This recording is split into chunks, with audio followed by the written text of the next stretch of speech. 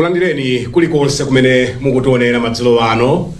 Ndine Banda ndi program inanso sabata ino ya Times Exclusive. Amatipatsira maprogramu wa ndi Rainbow Paints.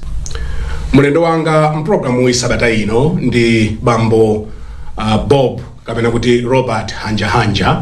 Iwowa ndi mkulu wa bungwe logawa madzi mu mzinda wa Blantyre la Blantyre Water Board. Tikulandireni sitikugwirani chanza kafuluwa sikadatheletu ya ndipo musandigwira muli bwanji papita nthawi tisanaonane papita nthawi munomo I think because council na 2-3 years munabwera nthawi ya covid ya ujeni ya cyclone. Yes, entire cyclone. Exactly. Cyclone so ada kuvutani kwambiri ana timenya kwa basi. Yeah. Kuli bwanji ku water board? Kwabwino. Okay. Kwabwino. Are you asking in reference to cyclone here? Hai nkhani yetingo ipatikiza okay. Mwachira bwanji pa nkhani ya cyclone because a lot of your infrastructure zinaonongeka. Very true. Nthawi imene jayo cyclone Fred anatimenya ifeyo ndinayi mmodzi mwa institution amene tinayi affected kwambiri. Mapaipi athu anazulidwa, mapampa anasiya kupopa, zinabalalika.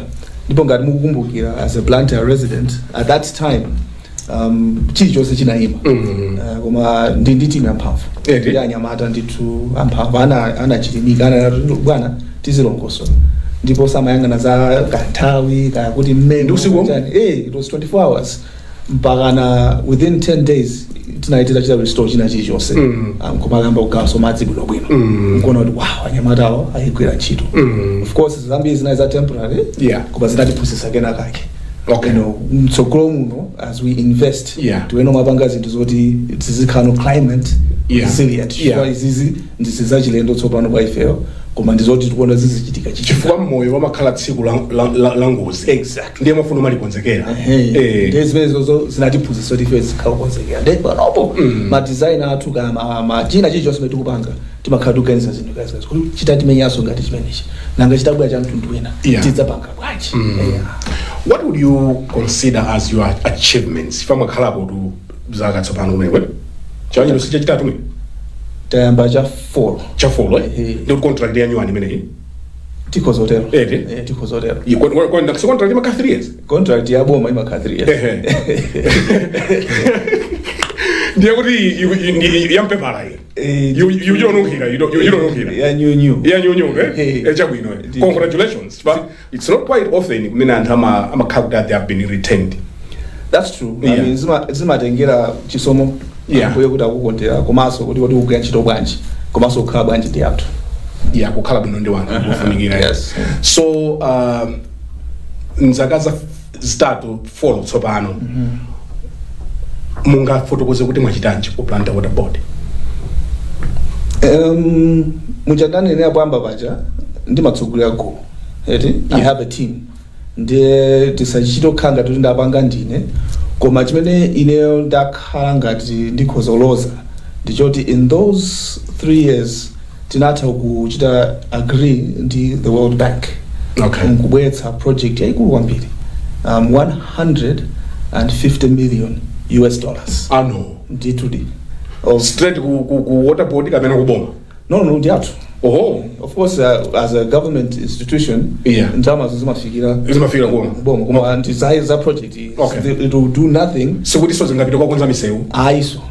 Ndi za madzi basi madzi iso amunzinda wa Blantyre.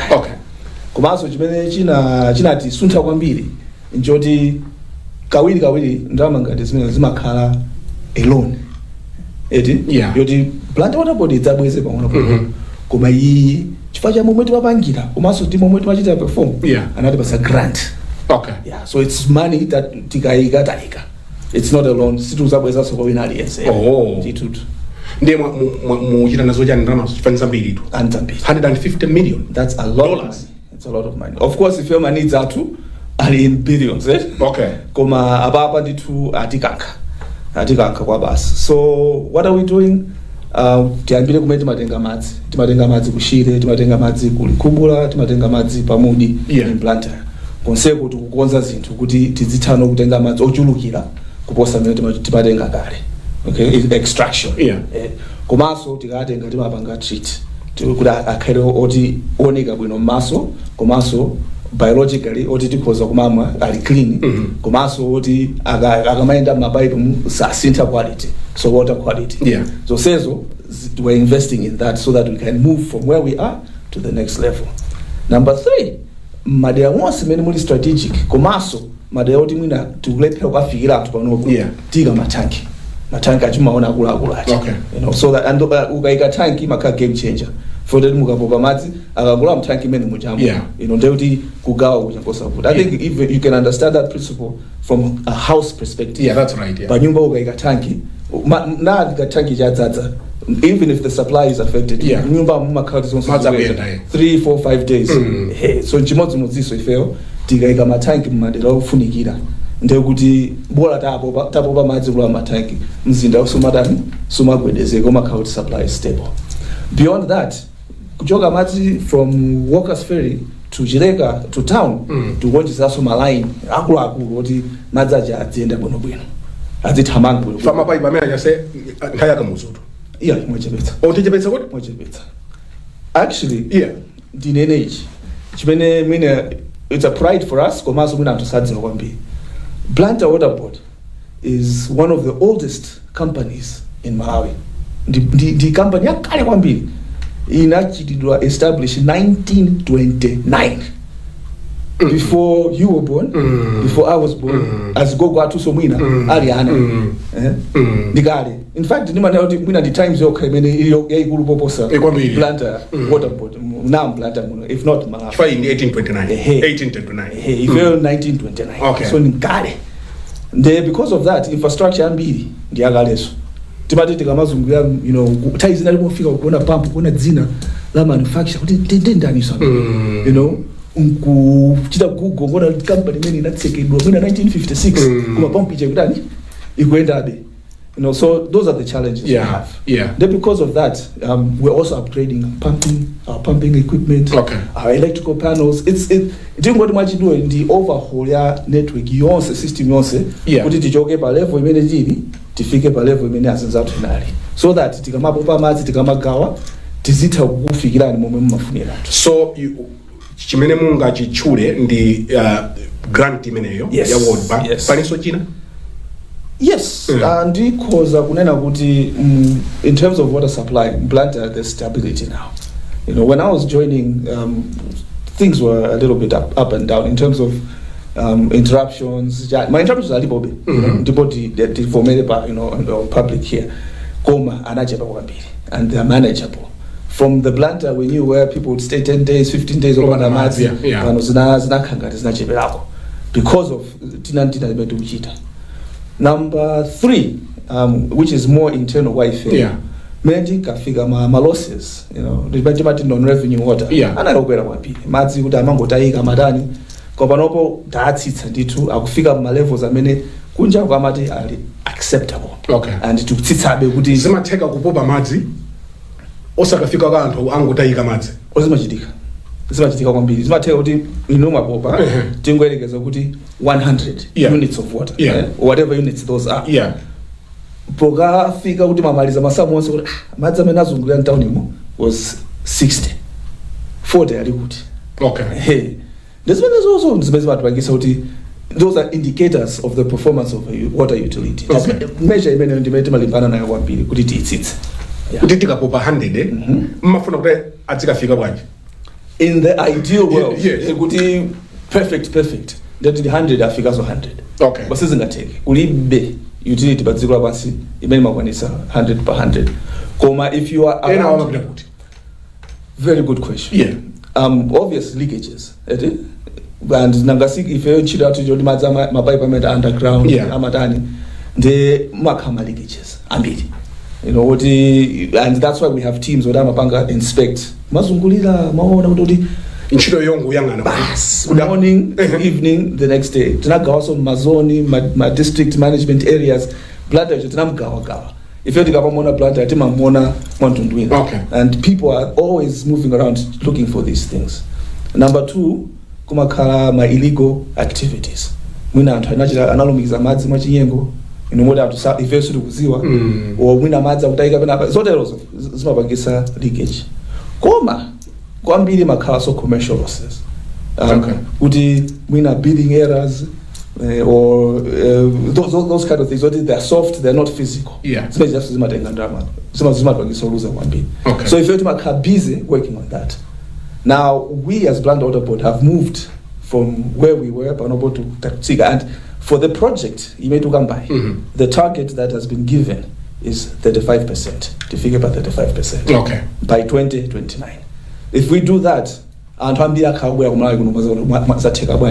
chani kuti mufike 35%. No.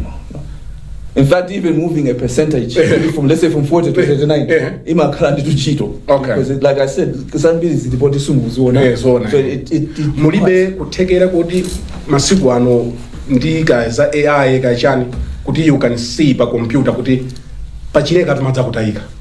Kapena around about pipe yaphulika. Simunafika peneko? No, tukufika. Mufika? In two ways. Number one, project to come by. Yeah. One of the outputs is currently the latest technology. Okay. Tinayo. Timatodza kuti pachileka tatutsa madzi 100. Okay. Pa nyambadwe pafika 88. Okay. Ndemamba no, kompena pake uzimafika bepa manyo kuti. Okay. The manyo you to flat it nayo kuti muzito like you're saying. Yeah. Mudakhali muno. Yeah. Ungatsa phone ngona to. Mugangane sewu glassy plot number jakuti pamene bali leakage. That's where we're heading to in the next few years. Okay. Yeah, and that's what we want to do, so that tisamachito kha kuti takakumbana apa kwesa udzakumba swapa you know exactly where the problem is. We know koma we do it manually. Now we want to move to be digital. Ndaona kuti dzinazo zimene machitira convey water ngati zamaphale choncho za chikale masuwa msukuli mapipe plastic. Okay, correct. So in the water world, in the late 80s, early 90s, mid 90s, kunabwa nditu chiganizo kuti tisiyane ndi what pale timati asbestos. Tisiyane ndi mapipe asbestos for many reasons. Okay, so one, they're expensive. Two, amalemera zimavuta kuti ugwiritsa mukamamanga mukakhatu mufuna kuchita maintain makumpuka komanso a health amanene abe kuti ties namakama issues chanchani. So all of us worldwide were encouraged to stop using asbestos. Okay, effects of Blantyre tinasiya. In fact, ngoti the whole Malawi. Okay. You will never hear of a procurement of asbestos pipes. Okay. But no, it's all plastic, PVC. Of course, it's my levels, my quality, it's all plastic because we do not want to move that. So one of the outputs actually of this project is the asbestos pipes or abandon parallel line ya PVC.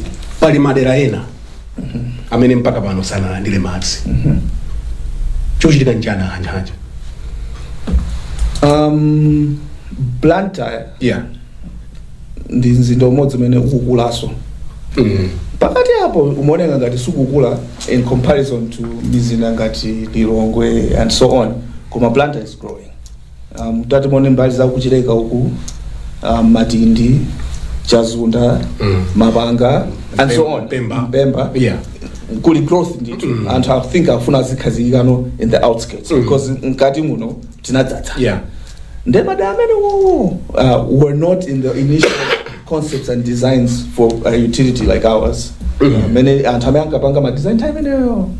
So my project that imendo kambai. Jolinga jage apart from kukonza zimene tukufotokozazi tiafikire so atwena. So kumene kukha matanki, kukha my extensions and so on. So antasa ndauli madza kubwera. Akubwera nditu. Ife jolinga jatu joti muntadzima madzi. Tikakuona ndimukumwa madzi ife timasangala. By the way, madziwa kumwandi tupatapo kwa basi for ena amafuna kuti apitse kaye ena ndi amafuna mbotolo. How safe is Blantyre water?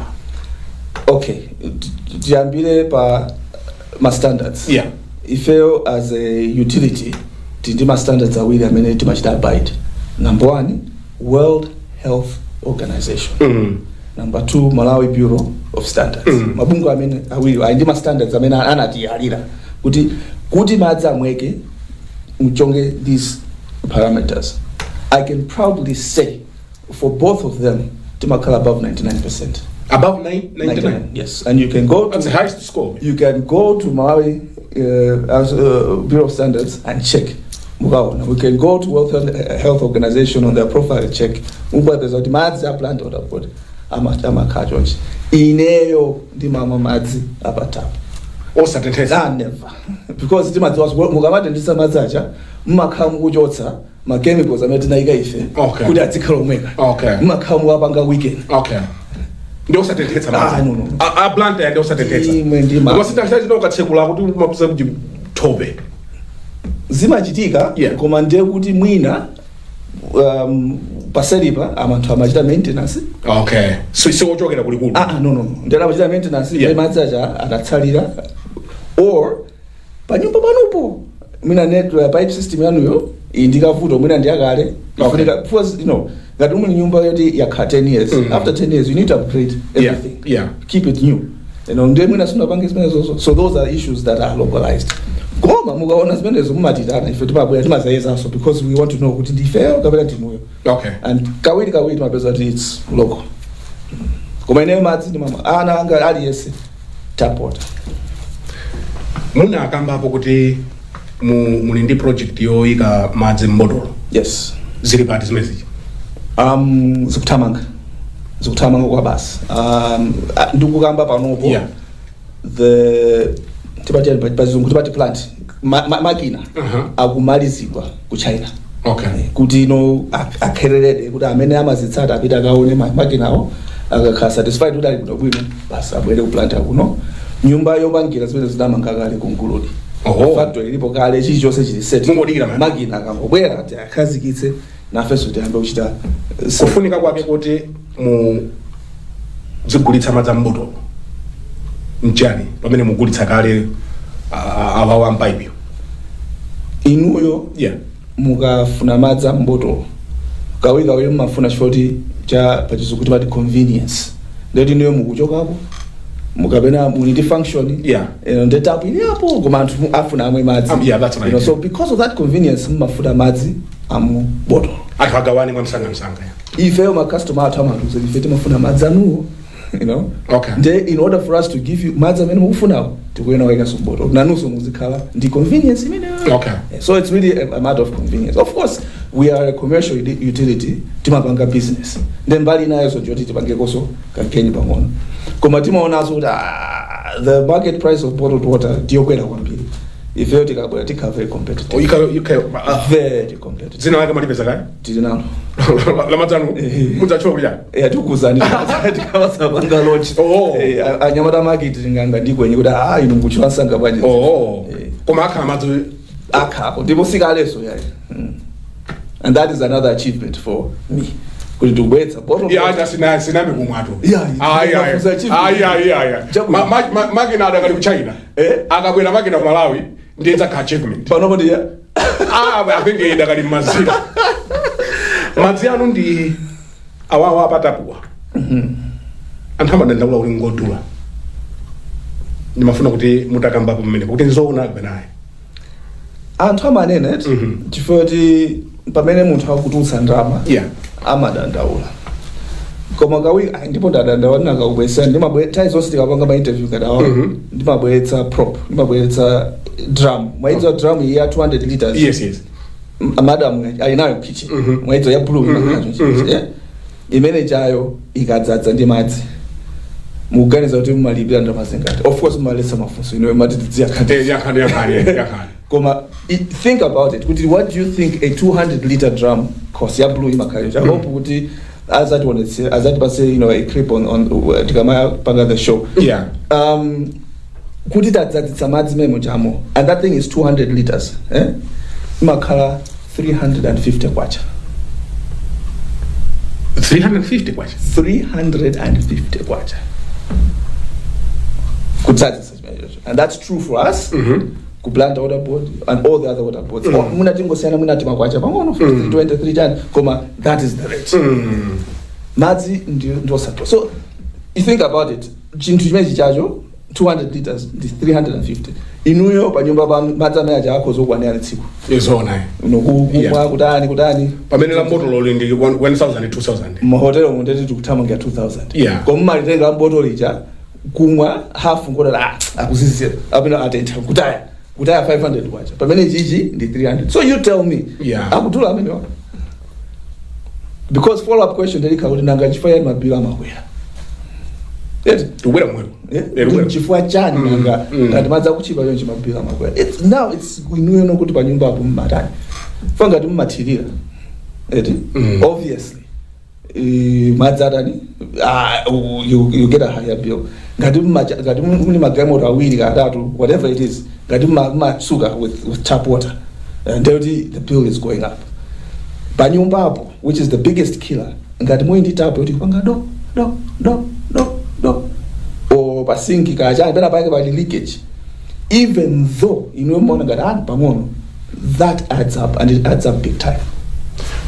Just in fact ndimanena kuti if you want to know whether your house has a problem katsekeni tapiri yonse mene mukudziwa kuti muli nayo kandi kumene mwakhala ogwera ntchito kandi pa nyumba panupo kandi pa wherever close all the taps mwatseke onse and then look at your meter ngati ikuyenda madzi akuyenda for meter imayenda ngati madzi akuyenda and if that is happening that means pena pake madzi autayika bring your plumber adzaone. And when we tell customers that ambia mazatus, hey, ndinapeza chi leakage. I've been paying for leakage for years. What's that zero? Ngomati blame my fail. So madzi si what do I mean, that analogy alone should tell you. A drum ya 200 liters, 350 watts. Pali matapu ena amasatsekera wi. Amene njani mavuto akulu. Kuchotsani tapu menje ikani yabwino bwino. Izitseka. Kandi pa office pano, pa office ngati pano mumapeza tapu ine kuti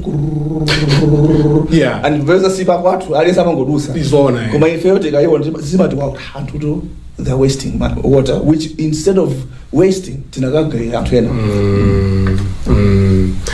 nanga akuti mwasintha mamita from postpaid to prepaid kena kosa kuti dzabwereranso chikuchitika njani anthu akudandaula kuti bola postpaid bola prepaid yemweja ndipo ineyo ndikuyizana nawo bola prepaid ndi abwino because kama ife sumati wona suma kuma nafe mangolimbana ndi kulipia kamba phone kampena pake ma units chanchani zata koma chimene chimachitika njoti pakati apa ma prepaid meter athu ambiri afika poti achita expire kapena afika pa shelf life yapita kumapeto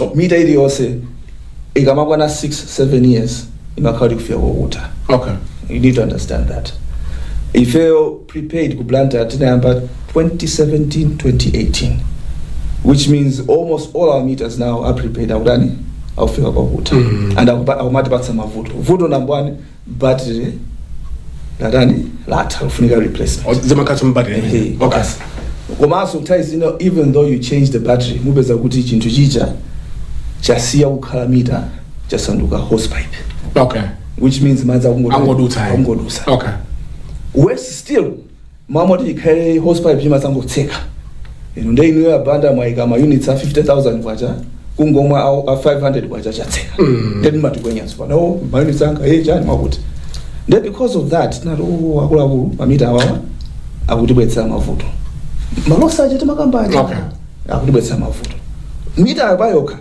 ili bwino koma ikutibwetsa mavuto foti afika potopa dedi tani let's remove these ones koma ano kunjako conversation ikukuwa water sector is bigger than plant water body and kunjako I mean outside Malawi mamita akubwera tsopano a new one, there's new technology, there's new ideas bwanji tideke tipeze mita yoti panopo ikhozo tithandiza timavuto metu kambati tisamakhalepo mwina aso ma manufacture yake omwewo koma achita upgrade so we are in conversation ndi anthu kati amene awapanga mamita kuti famavuto awasaife lokha kulipose now as we are doing those conversations it's becoming clear kuti there are better meters coming tingodeka pamwe ndinanga Banda tiabanga bwanji popeza iwo ana ndi prepaid yawo yafika poti yatopa put a postpaid meter tudira better technology koma of course tidamba zimene zozo tinafotokoza tinabwera zomwe munthu tinafotokoza anthu athu amene ayankhula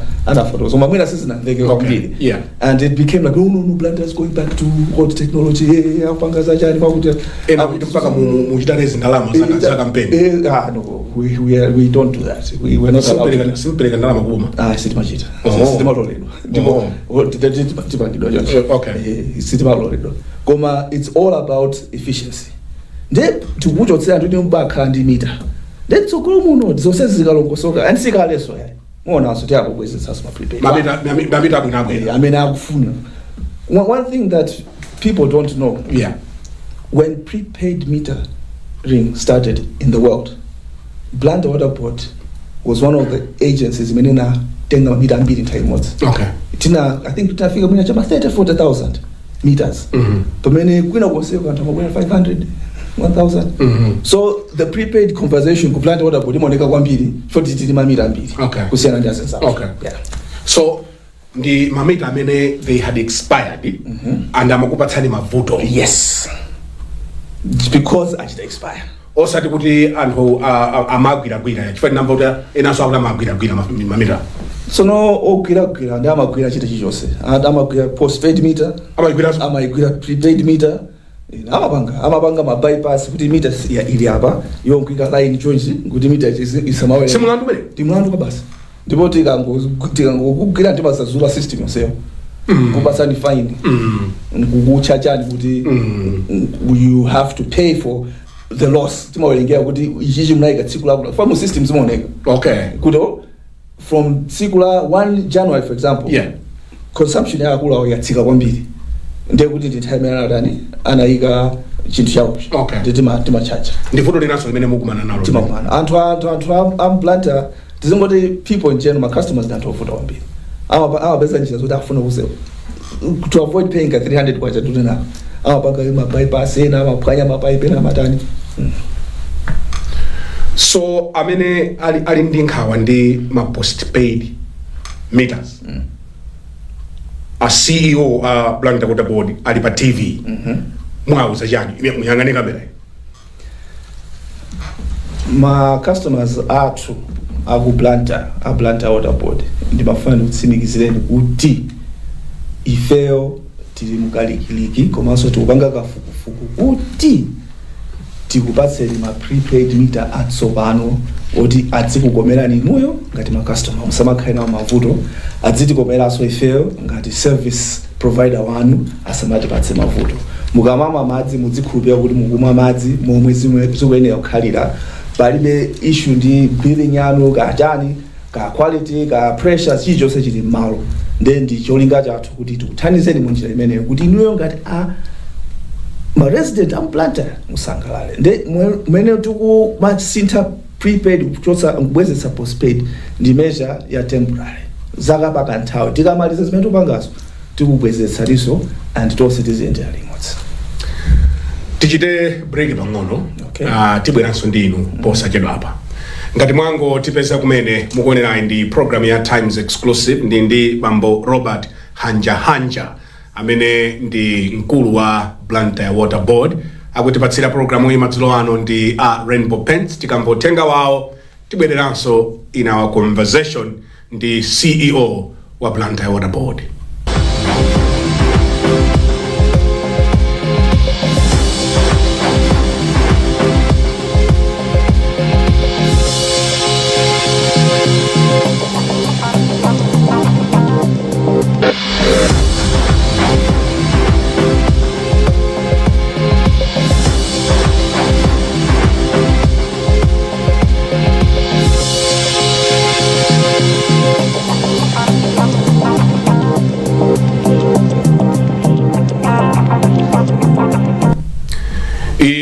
Program ya Times Exclusive ndi a CEO Blantyre Water Board company mene imamwetsa madzi Blantyre mu mzinda wa Blantyre.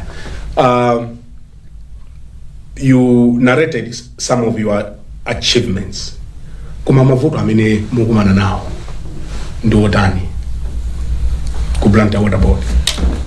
I think zambiri tinakambabe kwa maybe tingozipanga organize a bit choyambirira ndi metering timakambayi. Okay. Because meter prepaid and chinthu chimene ma customer amachikonda kwambiri. Okay, because they're in control. Yes. Yeah. This whole idea of getting new technology, upgrading, and all this, chimakanga chimapweteka ma customer. Ndokuti kwa ifeyo chimatikhudza kuti ndingatani kuti izizi zikhaenga tisasiyika. Challenge number 2 tinatchulaso ndi kuti mzinda wayamba kukulaso. And tikufuna kuti kumene kuli anthuko tiafikire for 2 reasons. 1, timafuna anthu adzimwa madzi. 2, ngati business ndi mwayi wathu titapatsa anthu madzi. Ndiye ma project akuluakuluwa nakusama mayenda mu pace ya project so ngangoti tende ambe tangi tende panga ma design chani zotezo ndeti mafunisisa zida kaenda msanga kuti anthu aone kusintha. Ndi issue yaikulu kwambiri imene matikhudza. Blantyre water board challenge yaikulu so ina imene timakhala ndi momwe mzinda ulili. Mzinda uwu ndi up and down ndi mapiri. Okay, that technically kuti madzi adziyenda monse mwadzitani ma engineer athu amakhala ali pa ntchito. Making sure kuti ma pressures ali bwino. Azatha kuchileka amakhala high pressure further pafupi ndi our pumping systems. Koma tikafika town muja simasiyana. Ndeti makhala tufuna kuti tingatani kuti anthuwa asamavutike. Number 4 kapena is it 3 or 4 madzi timatenga kushire. Okay. And that is the biggest challenge. Kushire kuja kuti madzi achoke from Shire River adzafike in town amakwera elevation some total of 1 kilometer. Okay. Pumping. Okay. And in energy terms we require a lot of energy to pump water that high. Okay. Okay. And that means if you to consume markets ambiri. In fact, Eskom agamada ndi customer wankulu mai munomo nambwani ndi fair. We pay a lot. In fact, to be honest with you, for every 1 kwacha that we generate, about 65 to 70 tambala imabita Eskom. Oh, that's a huge bill. Yes, it is. It's a very strange business model in Medina. Over 60% of your revenue you're paying for energy. But a couple nyumba to mutseka nyumba yo. Yes, on. Akula kulpa nyumba tima ndendra ma 1 kwacha. Kuma 60% ya salary kuda kulipa markets. That is malo. So that is our challenge. How to address that? The reality is kuti fane tupopa yonji juwena pop. Mutati mupinde August ferry, kuti mukaone mapampa tumukadzidzi kuti so it says there are huge pumping facilities which are there just to help us bring water here. Yeah, because of that, I feel we need to find ways of addressing that. Munagamba munkhani ya solar. Yes. True. To deal with this problem. 100%. Sidafike the solar? No. So what we did, Tina Beza, a engineer would have to design.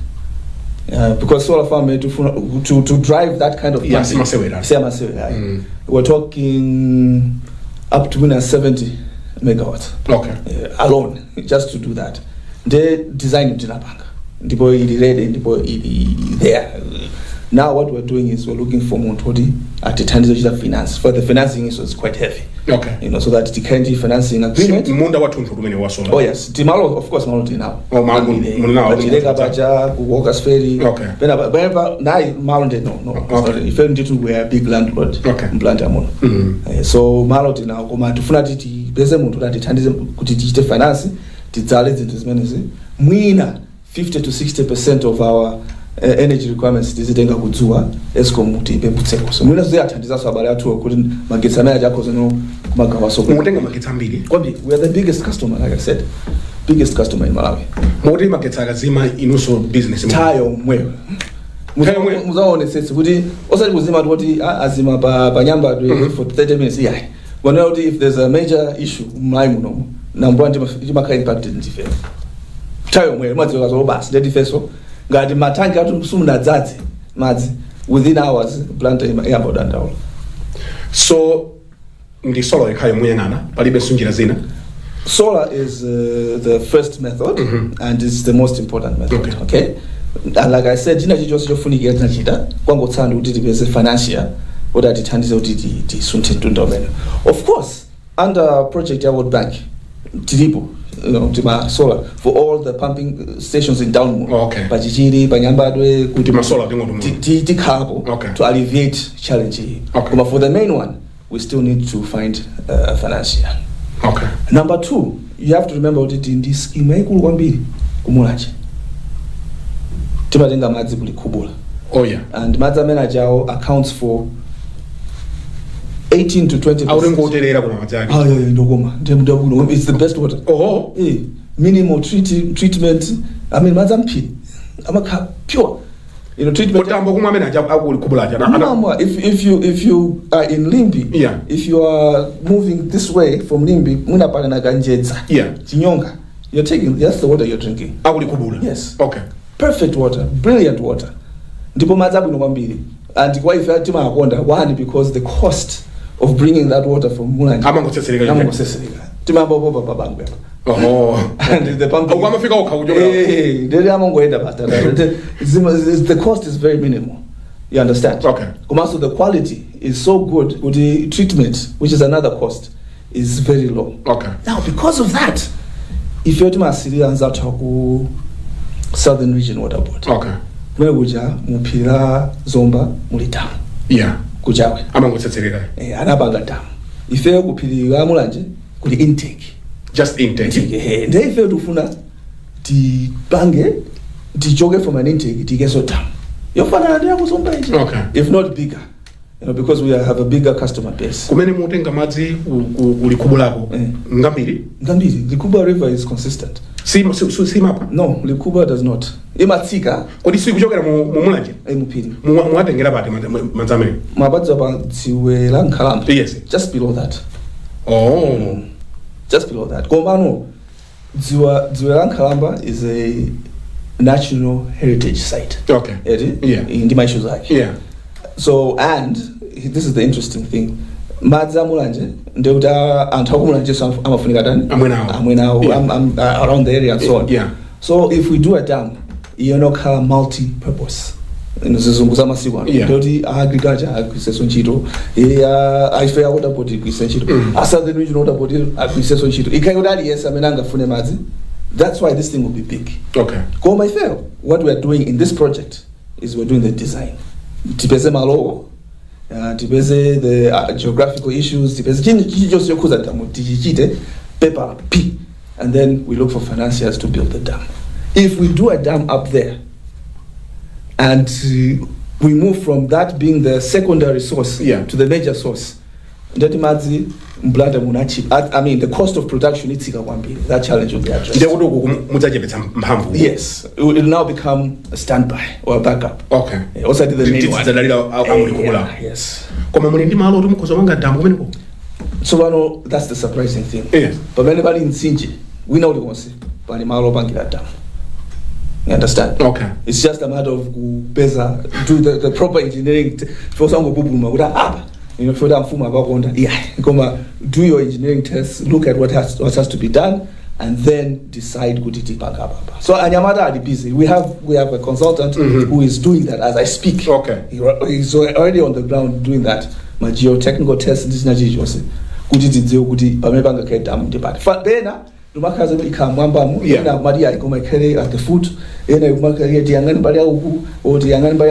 There's so many options that are coming up. My ideas. Okay. So so if we did that, there would it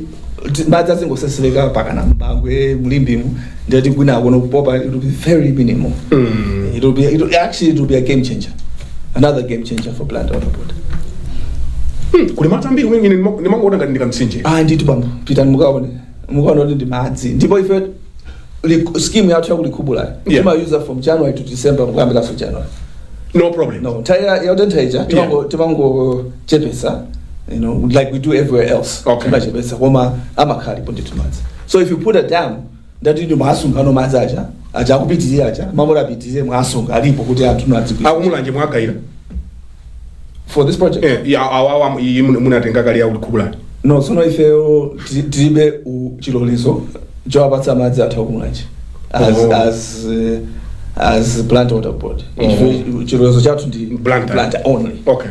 Koma azathu asa the regional water board aindiso ndi intake mphiri momucha akutenga simatumwe amatenga kucha so ngumagawira athu akumulanje. Oh, chabwino. china nchiti chimene mufuna kupanga ngati Blantyre Water Board mukuoneka kuti muli ndi ma ambitions abwino. So chita nzambiri munachula koso za IT. Yes, yeah. Ife tikufuna nditu tifike pacha poti our technology is up and running. I don't know ngati inuwe mufoni mwanu muli ndi madzi apo. Fatina tinatsagula madzi apo about 2 years ago. Madzi apo amulibe mufoni mwanga mandemo. Amuyike nditupiri. Inuwe musamabwereso ku customer care kapena kuti chifukwa ndimakalipira madzi pa chichiri. I want to give you an experience that I had. Ndimakalipira madzi pa chichiri opposite Polytechnic. Ndiye masiku anga samakandi kashi. Akuti ndingachire swipe akuti mulibe ndenda ayi Blantyre Water Board no swiping machines. I don't know what happened but Bobo. Yeah. That is where we are right now. In fact we are beyond that. Inuyo ngati customer watu. Yes. Inuyo muwena ukhandi madzi apo. Madzi apo. Zochoka mu office muno kutaso kuchichiri kwalipira ndizachikale. Inuyo mungoti ta bas. Pa ikuonetsani bill yanu. Ikuonetsani account number, ikuonetsani zimene munalipira mwezi watha mwezi and what you owe us now. Okay. Mulipira pompo basi mukalipira kaya mwezi 40 oti muchita report pomwepo. That's what we're doing. That's what we're doing. Koma nangazo swipe azo simunaike chifukwa chani. Nditundeta apo munango kumana ndizovuta. Zilipo? Ziweno khala kuti. Ndithu ndi mudaba so bazi kuti wino muka kumana. Ananduza kuti muno mkashi yokayo muno. No. That is strange. Jibo chimene chitika tifufuza kuti when muike mene basi. Ngati ndi apo. And could be my viewers wanopo ambiri amene ali a Blantyre a week on as we speak they're uploading because some at zero. Yeah. But it's there and we actually did a big launch and Times was there when we did the launch 2 years ago. You don't need kupita kuna kuli even reporting journey it's there. Yeah. In fact one of the things I love saying to customers, to my management team and to people anywhere is inuwe mukaenda kunja mwaenda kwambiri kukhala so kunja wherever you have stayed more than 6 months makapena pake kuti you have to pay for water. Mungandichulire dzina la water board yakumene zonse ndi online. Mungandichulire dzina la CEO kumene kaya auti zone manager nanga kuno kuti natani kuti pa muzidziwa kuti CEO nda Hanjahanja Dr. Hanjahanja by the way muzidziwa kuti ndi a manager nda auje those are udoko na when bambo when bambo ndiponda kuti ke University of Nairobi pakanofika pote kufuna kuzisiya koma pakana natuka pi inapita simachita nawo za honorary honorary komanso ndachita chanje kuti anthu akachirona tsopano seuja kuti umamanga ndikandimalize mfundo yanga. Okay, shabwino. There is nobody out there who knows the utilities or their managers or what have you. You interact with the phone, computer, online, zata. Because Hanjahanja are extremely efficient. Ine ndimafuna nditu kuti fair Blantyre Water Board tisafika pa efficiency level imene yoti ino pano muzayiwale kuti akuti akula utati kanga is the amogration of Blantyre Water Board. Okay, what do they do? Ndiyachama tigawira madzi because we've become efficient. Muoneka kuti muli ndi zambiri zoti muchite but you had the money yomangira nsewu. Yes. Mboma kapena ndi Blantyre Water Board namanga sewu. Aboma sima tithandiza ndama iliyonse. Amusatero. No, we are not a subvented company. If we are a commercial utility, which means koma imagine report kuboma kwacha ili yose meti pawaka generate ndime imatithandiza kuti zipanga tukamba sabu patani kanga chete. No, we are not subvented palipo ma parastatal otela amalandika adipo ambiriso koma by my commercial parastatals like ourselves energy dandan those ones are commercial we generate our own resources. Okay. You want to answer my question here? What was the question again? The question is muli nzambiri zochita munazipeza bwanji ndalama zomangira sewu tsopano ifeyo musaiwale kuti we are a customer oriented organization. Yes. Ifeyo cholinga chathu njoti customer azikhala comfortable. So umeo jawo bambo mendi kabwera ineyo unayo mapoto and udziwa wachate chabe one of the worst roads in Blantyre. kuchoka main road mu Makata kafika pa head office ezona David no akulako tachita kukhala uvutika chotani kuti sitingakoze sewu wathu omwe ka distance kakafupi ngati akaka titapanga budget nguika budget approved amachiti approve basi machita pano kumalisa pano zinayankhula ku the city of Blantyre. There's something happening here, because the road is now looking sharp, and it's looking ukamapita mecho confident kuti ndikathandizika osati sankhawa kuti magengo tanga ikabwera ko. So it's zofunika kwa basi ndipo tinachita ndipo tikupititsa muona so kusintha kwambiri kumene kucha kwa basi just give it time simu Blantyre muona kusintha mufuna munthu mukukonza kumene kuja tikukonza ndipo plan ndipo ready chabwino. Titatha kukambirana zonse madzulo ano mwakamba za kufunika kuti tisinthe mashini zina ndi zakalekale. How much money are we talking about? Zimene ngata tingerekeza boma atakufunsani kuti mukhale mu top form ndi ndalama zingati zimene mufuna? Okay, so I have to be careful because tukonya my estimators. Yes. Panopo as Blantyre Water Board, we are sitting on $150 million. Could you mean some yambe? No yamba. I've been explaining to panga my design to Dani. Okay. And pompano, I think tikamafika mu December mujani jamba no infrastructure mwe ambona nkani zijandisi. Itapo makumba hapo makumanga hapo paka jani. Okay. Muona nditro zintu ziyazambika. Tikamaliza zama engineers zama designers. Koma like I said tango kanda pamono. Paizambi izofunika. Kuti tikwanise zonse. Perhaps if I was given another $900 million, maybe 900 million. Yes, that's a lot of money. Yes, then maybe it's a big company. It's the fourth largest company in Malawi. Blantyre Water Board. Yes, it's not a small. No, it's a big company. The fourth largest company in Malawi. Go and do your maths. So we're not supplying a village. We're supplying the whole city. Yes, including Sanjika Palace. Yes, sir. They are our customers. So tima enera kuti tipa koma kuboma akumalipira mabiru amalipira mapara state wena amene ali in town muno amalipira mabiru kapena makhala ndi jen. No. So traders timandani ma accountants ma director of finance amadana nazo zama check swapping. I think technically is makanima issues yani muzafunsa finance zakuzani koma adzingolipira basi adzilipira inu mwatilipira ife zurani tulipire. Okay. If we are a government parastatal, ndekuti boma owns us. Therefore it is in their interest kuti fail tisamatsamwe tisamavutike. Damalipira nditu. Okay. Amalipira. Ndinaona sabatai I think pa sabata zili zapitazo munaita na retirees. And I think I found that interesting kuti company imaganizira anthu amene anagwira kunali kufunika kutani kuti mwaitana anthu amene anagwira ntchito ndikucheza nawo ndikudya nawo limodzi. I haven't seen it anywhere else. Really? I stand to be corrected. Ndimona ngati ndi normal practice it.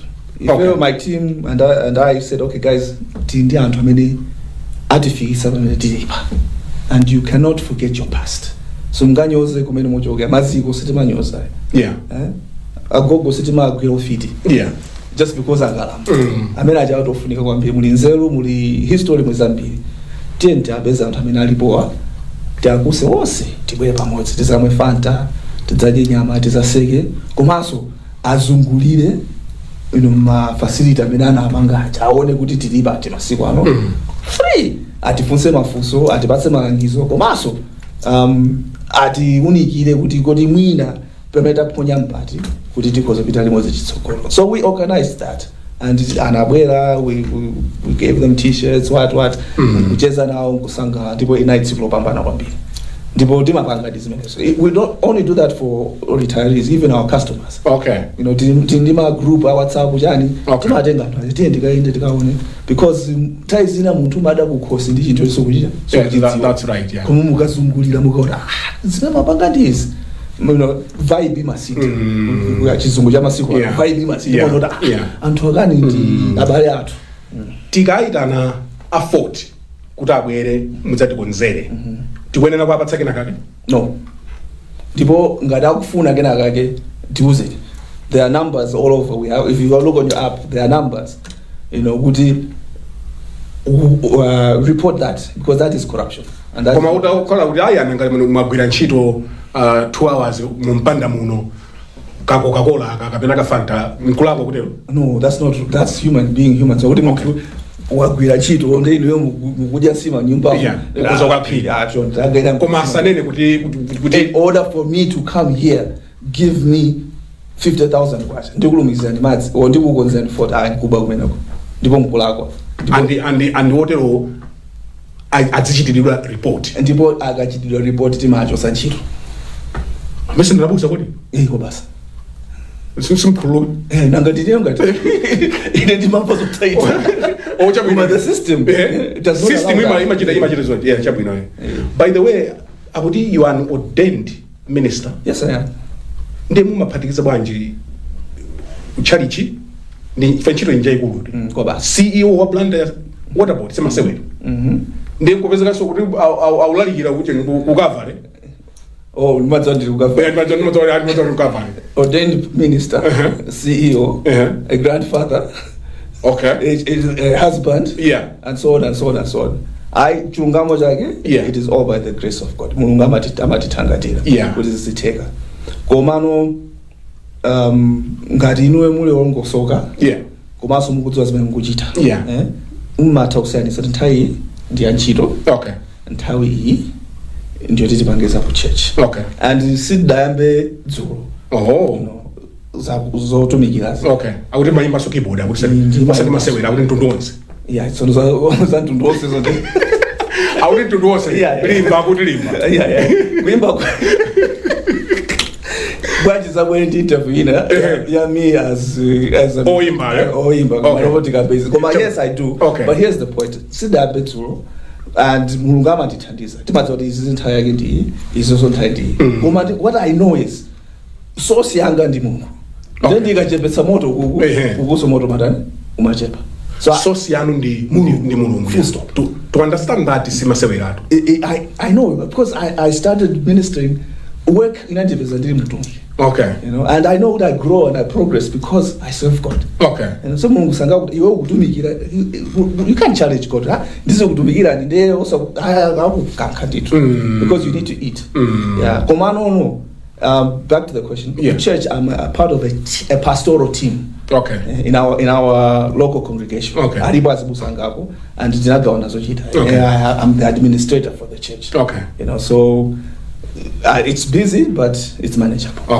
Titathoka mbirana zonse madzulo ano nthawi yatithera mawano maliza ndotani bambo Hanjahanja.